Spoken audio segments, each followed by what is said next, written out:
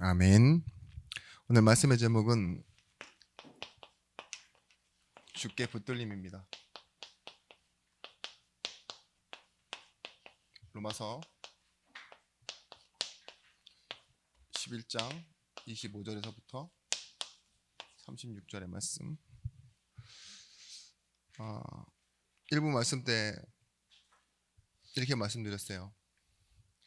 주님과 동행하는 것은 뜻이 같아지는 거고 시간표가 맞춰지는 거라고.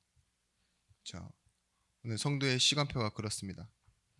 그러나 우리가 알고 계셔야 돼요.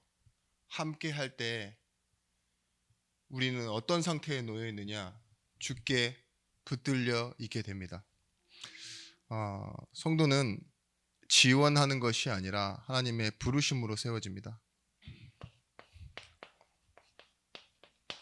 어떤 부르심이냐? 단순히 불러놓고 그 다음에 우리가 하는 대로 우리의 그릇대로 응답하시는 것이 아니에요. 아브라함을 부르셨을 때 하나님 뭐예요? 이스라엘에 대한, 예수 그리스도에 대한 계획을 가지고 부르시고 천하 만민이 복을 받도록, 그러니까 아브라함을 통한 계획, 자신의 계획을 두고 부르셔요.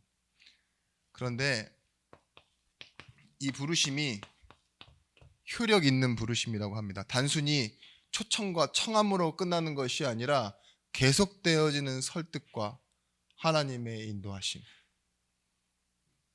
그렇게 해서 응답받게 하시는 거예요. 그런데 오늘 본문의 내용입니다. 하나님이 택하여 부르신 이스라엘 백성들이 뭐 했다고요? 결과적으로 지금 불순종했다. 근데 그들을 그 불순종 안에 가두어 두심은 뭘 하기 위해서? 긍휼을 베푸시기 위해서.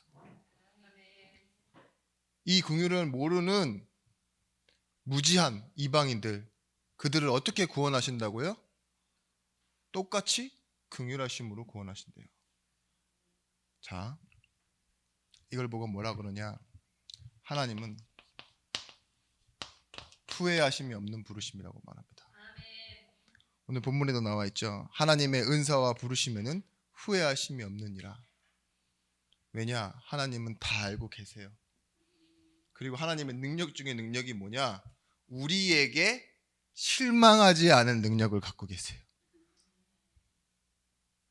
대단하시죠? 그렇게 택하여 믿고 결과적으로는 예수 그리스도 올 때까지 그 7번 재앙 당하는데도 하나님 계속 설득해내셨잖아요. 근데 마지막 진짜 하이라이트에서 뭐예요? 등 돌려요. 거부해요. 그런 이스라엘을 통해서 뭐 하셨다고요? 하나님은요? 이방인들을 긍휼로 구원하시게 하셨대요. 근데 뭐예요?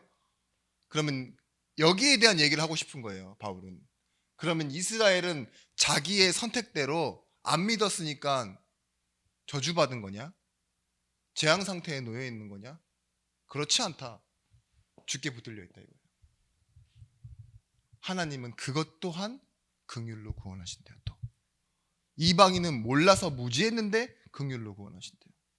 참, 이게 어디에서 알고 계셔야 되냐? 부르심이에요. 우리 인생의 신앙생활에 이 세 가지가 잘 정리되어 있으면요, 여러분들이 의지가 약할 때, 그리고 오히려 혼란스러운 상황을 만날 때 내게 하나님이 원하시는 게 뭔지 보여집니다. 계획을 가지고 부르셨고, 그 부르심에는 뭐예요? 오늘 여러분들이 예배할 수 있는 것처럼요, 내가 내 뜻대로 내 맘대로 가는 것이 아니라 하나님이 은혜로 계속 이끌어 가세요. 그 하나님의 마음을 알도록. 여러분, 우리가 알고 있는 요한복음 15장 5절에서부터 10절 말씀. 여기 무슨 비유가 나오냐? 그가 내 안에, 그리고 내가 그 안에.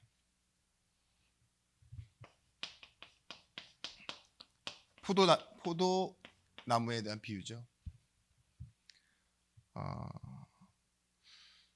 나를 떠나서는 너희가 아무것도 할 수 없느니라 하는데 내게 있으면, 내 안에 붙어 있으면 너희가 생명의 열매를 많이 맺을 것이다. 이렇게 말해요. 그 비유를 뭐냐?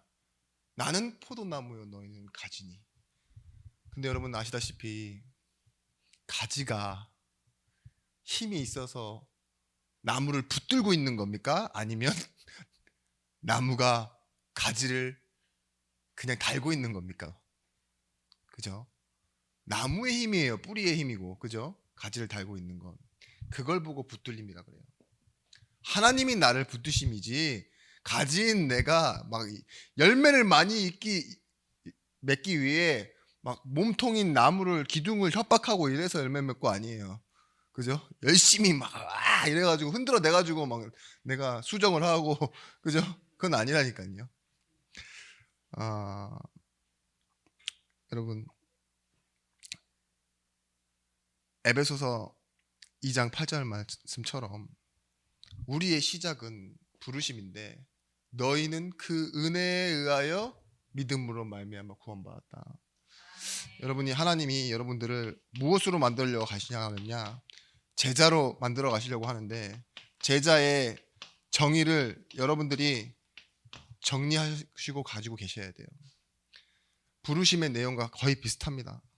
제자는 무엇으로 시작하느냐, 그리고 어디에 소속되어 있느냐, 그래서 어떻게 살아가느냐, 여기에 답을 내는 게 제자입니다. 당연히 은혜로 시작하여 하나님의 그리스도 안에 있는 하나님 자녀라는 권세와 이 하나님 나라의 이 속함을 가지고 하나님의 뜻을 따라 살아가는 거예요. 그래서 부르심을 받아 하나님께 속하여 하나님의 뜻을 따라 살아가는 이 세 가지, 우리의 시작과 현재와 미래, 이걸 알면 너무 당연한 건데, 너무 쉬운 말이잖아요. 그런데 운명에서 난 사람이 돈과 사람과 형편을 따라 자기 행복을 위해 살아가는 사람들과는 다른 삶을 살아가게 된다니까요. 너무 달라요. 우리의 목적이 행복입니까? 우리가 성령을 통해서 알게 되어지는 것이 하나 있어요. 생명은요, 이 자연의 원리와 똑같아요. 하나님께서 만들어 놓으신 것. 사랑 때문에 만들어져요. 사랑이 없으면 만나지지 않고, 만나지지 않으면 사랑할 수 없고 생명이 나지 않아요. 그렇잖아요. 뭐 자웅동체가 가끔 있긴 한데 이 생물의 세계에서도요. 근데 반드시 중요한 건 낳아준 사람이 있어야 자기도 생명이 만들 수 있어요. 그죠? 무에서 만들어지는 건 아무것도 없습니다. 보세요. 꽃도 그렇고 수정이 되어지는 것도 그렇고 사람도 그래요. 우리가 어떻게 태어났어요? 사랑 때문에. 그렇게 만들어지도록 돼 있어요. 우리가 어떻게 구원받았습니까? 사랑 때문에. 우리가 어떻게 창조되었습니까? 하나님의 사랑 때문에.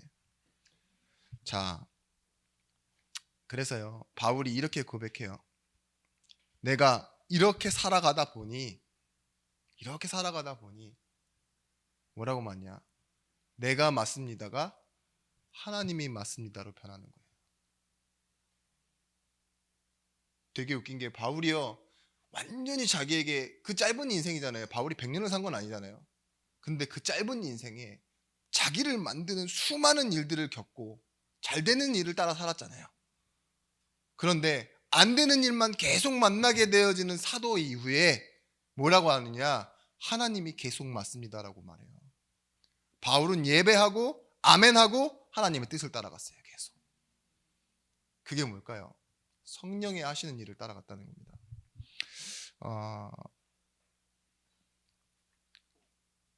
성경에 이스라엘이 한 7번 정도 실패했습니다. 크게 속국되고 포로되고. 그래서 흩어진 유대인들이 되었는데, 그때 바울이 이걸 역사를 통해서 고백한 게 뭐냐? 우리는 순종하지 않는 백성입니다. 그런데 그런 우리에게 하나님이 베푸신 것이 긍휼입니다. 이렇게 말하고 있는 거예요. 로마서 11장 32절에서부터 32절 말씀에 이와 같이 이 사람들이 순종하지 아니하니 이는 너에게 베푸시는 긍휼로 이들도 긍휼을 얻게 하려 하심이라. 하나님이 모든 사람을 순종하지 아니하는 가운데 가둬두심은 모든 사람에게 긍휼을 베풀려 하심이로다. 자, 보세요. 하나님이 베푸신 긍휼을 그 누구도 방해하지 못한다 이거예요. 우리의 실력대로 이 성경을 읽으면 하나님이 우리를 순종하지 못하게 일부러 하셨다, 긍휼을 베풀어 하나님을 나타내려 하셨다, 이렇게 해석할 수가 있는데 그게 아니에요. 순종하지 않는 이들은 내버려 두시고 긍휼을 베풀 사람에게만 긍휼을 베풀었다가 아니라 모든이라는 단어가 들어가요. 그 모든 사람에게 뭐 하시냐? 불순종 가운데 가두어 두심은 긍휼을 베풀려 하십니다. 자, 여기서 우리가 얻을 수 있는 힌트가 뭐냐? 하나님의 일은 방해할 수 없다 이거예요. 여러분, 한국 교회가 목회자들이 몇몇 성도가 아주 꼴통짓을 해가지고 난장판을 벌쳐놓습니다. 예? 사회에서 지탄을 받을 정도로. 그래도 하나님의 하실 일은 방해할 수 없어요. 아시겠죠? 이야, 수많은 폭격기가 폭탄을 떨어졌었는데 교회에만 떨어지고 절은 다 살아남았더라. 이러면 다 절로 가야 되죠. 그죠? 그게 아니에요. 그런다 할지라도, 우리가 이해할 수 없는 일이라 할지라도요, 하나님의 일은 방해할 수 없어요. 지금 이스라엘이 배신한 이 일, 순종하지 아니한 이 일, 그죠? 믿으라고 말해도 믿지 않는 그 일을 통해서 하나님은 뭐 하신다고요? 불신자, 이방인, 무지한 자들을 구원하시는데요. 뭐래요? 이것이 하나님의 지혜예요. 우리는 이해할 수 없는 하나님의 능력이라고. 여러분, 불순종했으면 뭐예요? 심판을 내려야 되는데 하나님은 순종하지 않았고 불순종하는 그들에게 긍휼을 베풀려 하심이다가 바울이 본 하나님이라니까요. 심판하는 하나님이 아니라 거기에 긍휼로 갚으시는 하나님, 채우시는 하나님. 왜 그럴까요? 하나님이 붙드시기 때문에 그렇습니다. 이것이 뭐냐? 성도의 견인이에요. 하나님이 택하신 사람, 부르신 사람은 뭐예요? 하나님은 후회하지 않고 또 똑같은 사랑으로 우리를 붙들어 매세요. 그래서요, 누가 거부해도 하나님은 복음이 전달되게 했어요. 근데 여기에 무엇으로만? 다른 여러 가지 방법을 쓰지 않고 오직 그리스도로만. 그 긍휼의 방법이 오직 그리스도입니다. 사람들을 이해시키는 방법이 많잖아요. 잘 되게 해주면 되고, 돈을 주면 되고, 위로해 주면 되고, 함께 해주면 되고, 그럴 수 있는데 하나님은 좀 무식하게 있잖아요. 그리스도 믿는 것, 이것 아니면 너무 좁게 만들어 놓으셨어요. 근데 우리는 좁다라고 말하지만 사실은 하나님은요, 무엇랑 타협하지 않으시냐? 여러 가지 경우의 수와 가지가지의 수와 타협하지 않아요. 그럴 수도 있지 저럴 수도 있잖아요. 우리가 선택할 수 있는 여러 가지 많은 것에다가 그것을 선택하도록 내버려 두지 않으시고 하나님은 이걸로 단순하게 나타내시는 거예요. 좁은 길이라고 말하지만 오직 그리스도로만 구원받도록, 거부해도. 그래서 여러분, 완악한 사람, 좀 연약한 사람들도요, 하나님의 은혜가 임하면 나중엔 그리스도를 고백하게 되어 있습니다. 여러분, 우리가 알듯이 요셉이 30살까지 뭐하냐? 버려진 것 같이 보였죠. 하나님이 어떻게 이끌어 가십니까? 감옥에서, 그들 노예에서, 다윗의 17년, 다윗이 유다의 왕 노릇을 할 때까지가 10년을 도망 다녔습니다. 그리고 유다 왕을 7년 6개월 했죠. 그럼 17년 6개월이에요. 근데요, 하나님은 언약을 주시고도 다윗을요 이렇게 내팽개쳐 두신 것처럼 보였다니까요. 모세 80년입니다. 왕궁에서 40년, 미디안에서 40년, 합쳐서 80년인데 어떻게 이끌어 가시느냐? 하나님이 함께 하심을 통하여 인도받게 하셨어요. 여러분, 이 안에 뭘 심어 두셨냐? 일부의 말씀이에요. 동행하심이 있는 거예요. 우리는 우리의 눈으로 봤을 때, 계산해 봤을 때는 딱 봐도 힘든 세월만 보냈네라고 했는데, 이 세월 동안에 뭐가 심겨졌냐? 하나님의 약속과 메시지가 딱 심겨지는 거예요. 그 시간. 그렇죠? 하나님이 그래서 광야의 시간을 이스라엘 백성들에게 허락하신 겁니다. 7일, 2주일이면 가는 그 길을 왜 40년을 돌게 하셨느냐? 인도받는다라는 거 있잖아요. 단순히 아는 것이 아니라 그걸 찾도록. 시편 23편 5절 말씀에 주께서 내 앞에 원수의 목전에서 상을 차려주시고 기름을 내 머리에 부으셨으니 내 잔이 넘치나이다. 제가 인생의 한계와 무능함을 느낀 시간이 언제냐? 어느 때이냐? 교회 안에서예요. 교회 안에서. 근데 이렇게 인생이 무능하고 한계가 있을 수밖에 없구나를 아주 어렸을 때 느꼈거든요. 신학교를 졸업하는 날 제가 이렇게 새벽에 조금 깨서 하나님께 기도를 했어요. 너무 감사하다고. 찬양은 무슨 찬양이 생각나요? 지금까지 지내온 것, 주의 크신 나라, 나 같은 죄인 살리신, 뭐 이렇게 해서 찬양을 하는데, 근데 제가 그때 이제 어디가 있는 줄 아시죠? 카렌에 갔어요. 카렌에 가서 거기 있는 이제 통역하려고 따라온 친구인데 통역은 안 하고 매번 쓰러지는 친구가 한 명 있었습니다.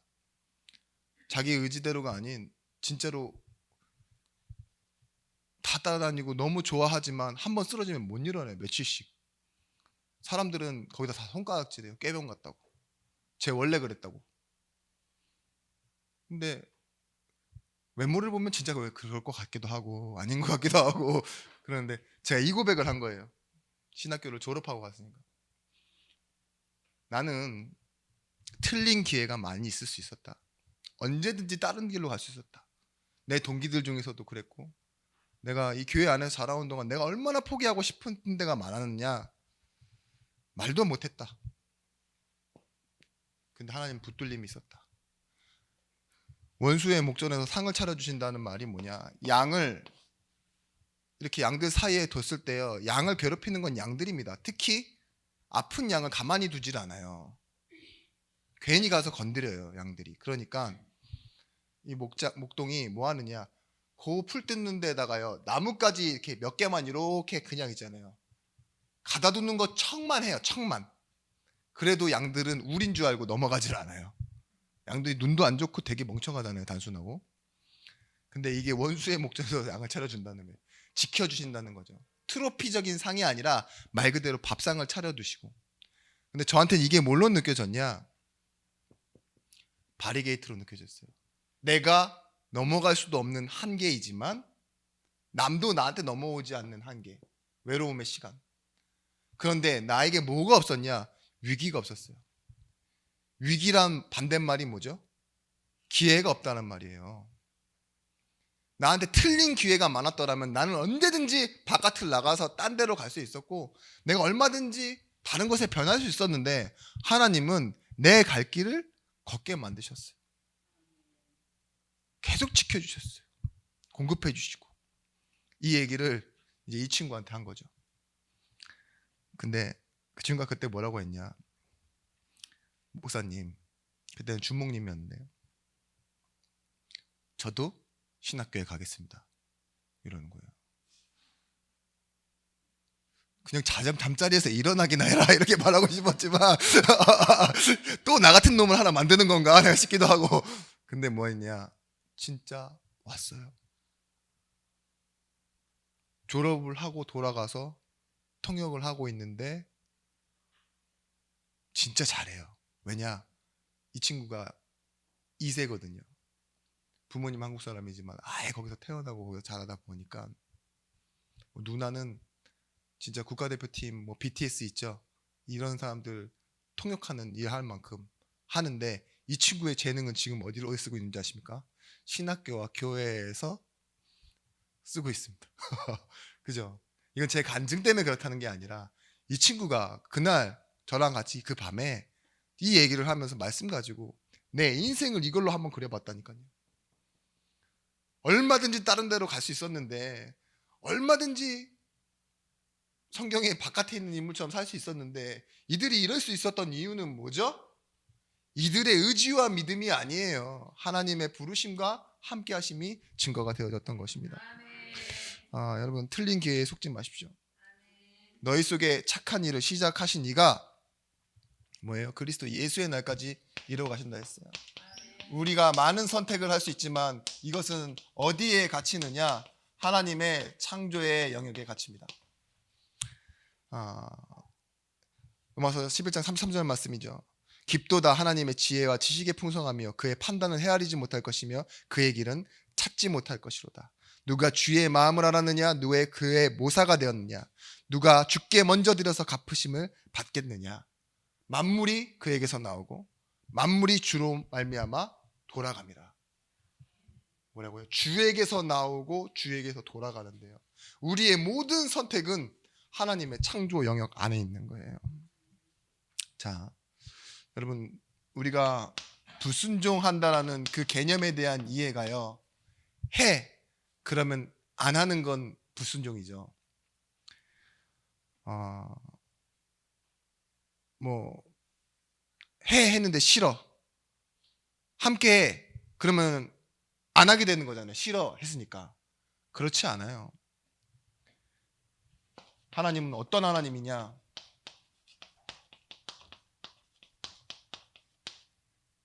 존재론적 권위와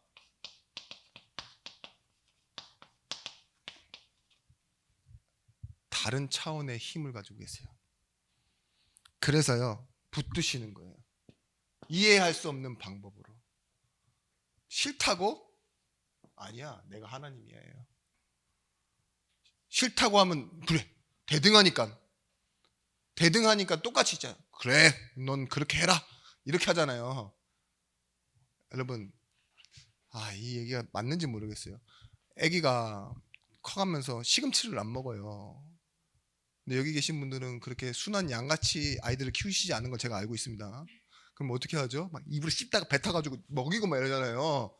왜 그랬을까요? 존재적 권위, 내가 엄마다 이거잖아요. 그냥 쳐먹어 이래가지고 먹이잖아요. 왜 그래요? 너를 위해서예요. 불신앙하면 안 돼 이러지 않죠. 약 먹을 때 어떻게 해요? 이마 딱 쳐가지고 울면 그때 바로 집어넣고. 왜 그래요? 왜 그러냐고요. 다른 차원의 힘이에요. 이 아이가 가지고 사랑이라니까요. 사랑. 그렇게 해서라도 먹여야 사니까. 그죠? 불순종했어요, 이스라엘 백성이. 그러면 재앙을 내리고 심판해서 끝내버리시는 게 아니라고요. 하나님 어떻게 하신다고요? 이 창조 영역, 사랑 영역 안에 가두시는 거예요. 우리 선택이 그 안에서만 이루어지고 돌아가고 있는 겁니다. 여러분, 욥기서 38장 8절에서 11절 말씀.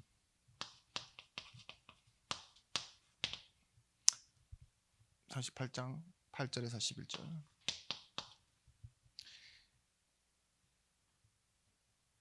이게 뭐라 하느냐? 바다가 넘치는데 그것을 가두어 안고 계시는 분이 누구냐? 이렇게 얘기하죠. 바다가 못해서 터져 나올 때 그걸 누가 잡고 있느냐 이거예요. 지구의 중력은 누구의 것이죠?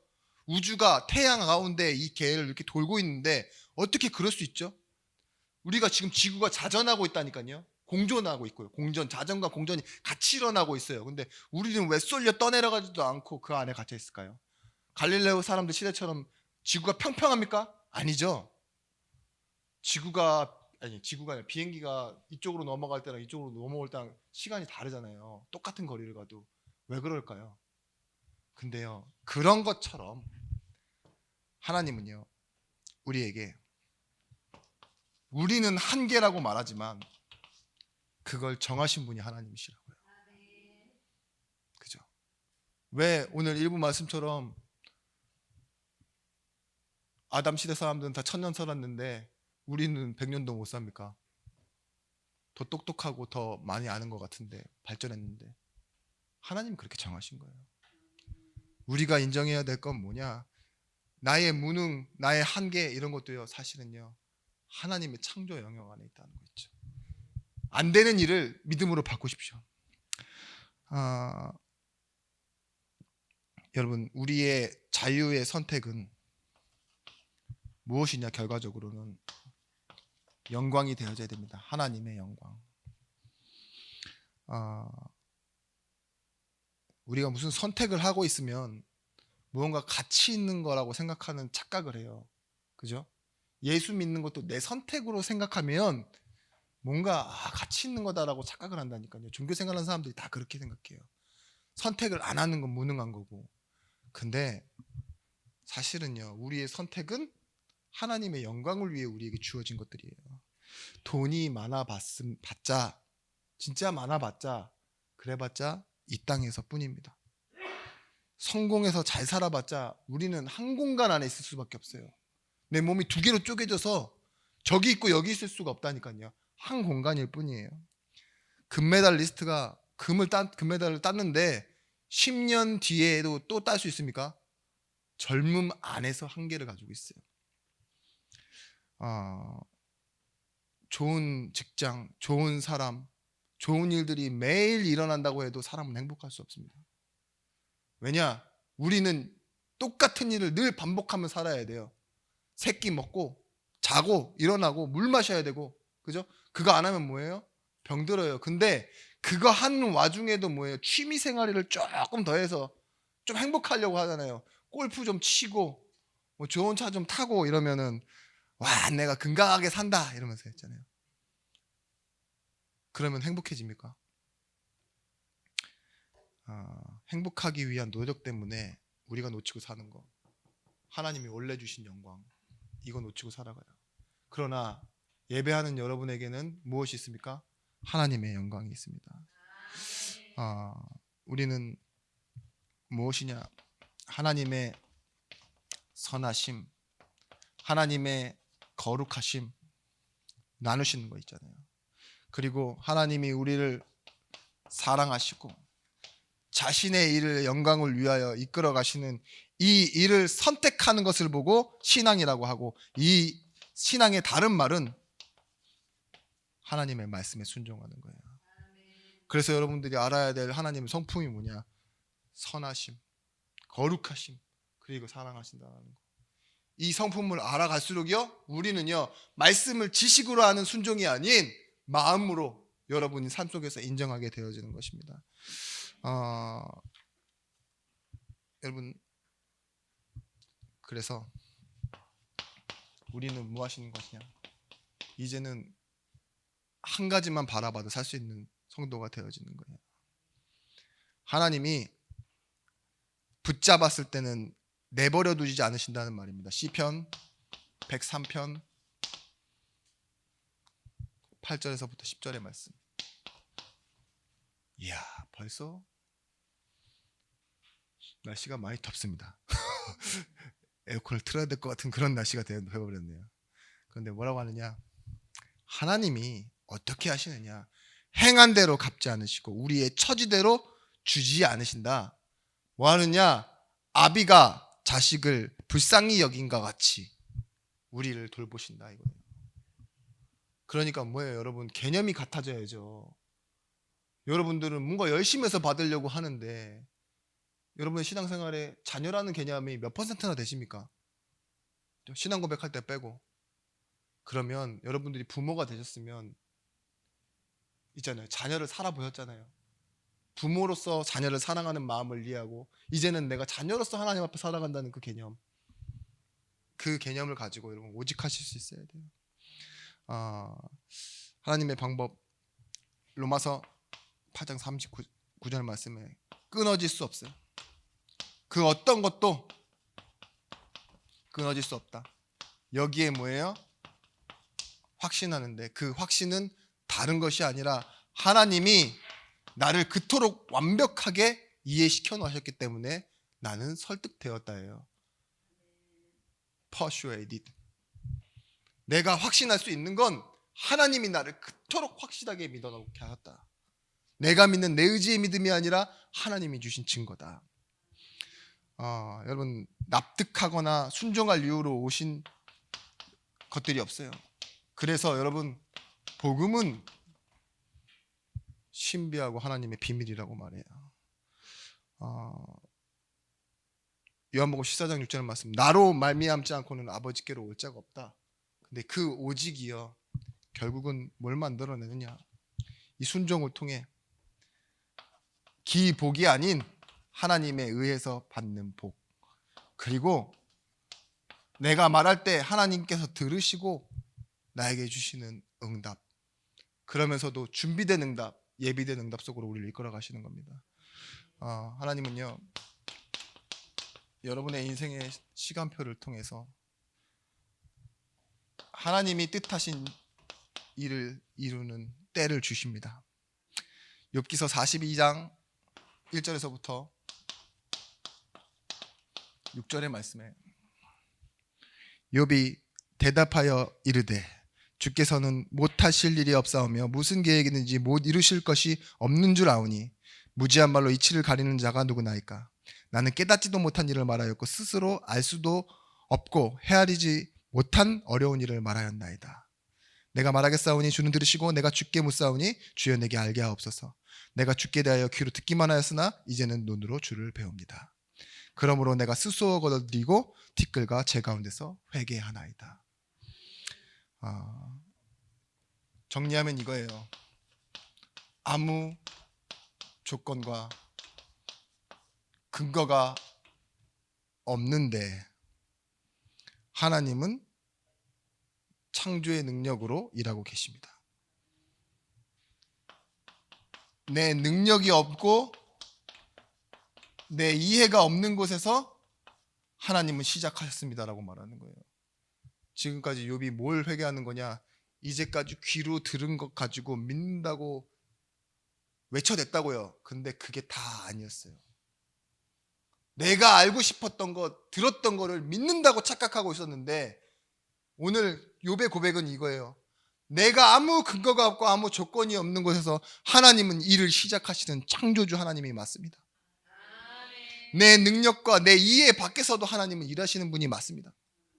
그리고 나를 붙드신 하나님입니다. 그래서 이제는 귀로 듣는 것뿐만이 아니라 눈으로 보겠습니다. 이렇게 고백하는 거예요. 그리고 뭐래요? 이제까지 내가 잘 믿는다고 착각하던 그 종교 생활을, 죄를 뒤집어 쓰고 회개합니다라고 말하는 거예요. 내가 믿는 것이 주가 아니었습니다. 하나님의 일하심이 주였습니다. 뭐예요? 하나님의 붙들린, 주께 붙들린 자의 고백. 여러분, 그래서요 여러분의 고백은 전도는 다른 것이 아닙니다. 하나님, 내 인생을 붙들어 주옵소서.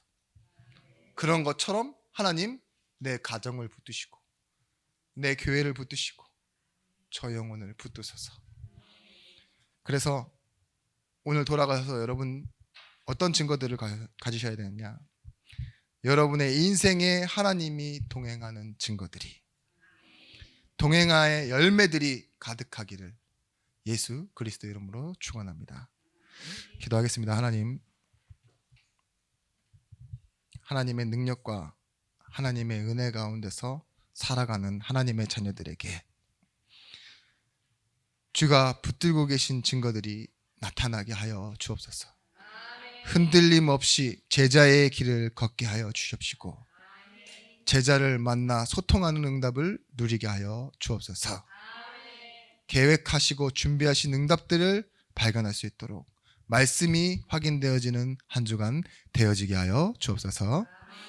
이제는 만왕의 왕이 되신 예수 그리스도의 크신 은혜와 독생자를 주신 하나님의 사랑과 성령 하나님의 감화, 감동, 내주의로 충만 교통하심의 은총이 말씀 가지고 현장으로 가는 모든 제자들 머리 위에 이제로부터 영원토록 함께 있을지어다.